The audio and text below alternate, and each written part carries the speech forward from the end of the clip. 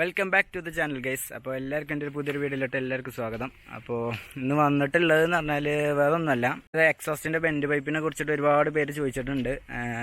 അത് പറയാൻ വേണ്ടിയിട്ട് വന്നതാണ്. കാരണം എല്ലാവർക്കും പാടെ ലിങ്ക് വിട്ട് കൊടുക്കേണ്ട ഒരു അവസ്ഥയാണ് ഇപ്പോൾ ഇൻസ്റ്റാഗ്രാമിൽ.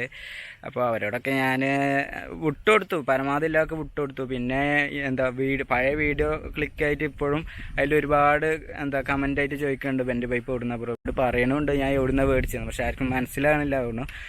അപ്പോൾ ബെൻഡ് പൈപ്പിന് ചെറിയ പ്രശ്നമൊന്നുമല്ല. നമ്മളെ അതായത് എഞ്ചിൻ്റെ ഭാഗത്ത് നമ്മൾ ഘടിപ്പിക്കുന്ന സ്ഥലത്ത് ചെറിയൊരു ഇതിൻ്റെ മാറ്റം, അതായത് തുള കുറച്ചും കൂടി ഇങ്ങോട്ട് നീങ്ങേണ്ട ഒരു അവസ്ഥ ഉണ്ട്. അത് നമുക്ക് ഡ്രില്ല് ചെയ്തിട്ട് തന്നെ ചെറിയൊരു തുളം വന്ന് ലേസം ഇങ്ങോട്ട് നീക്കുക, ഒരു നൂലിൻ്റെ ഒരു മാറ്റമുള്ളൂ.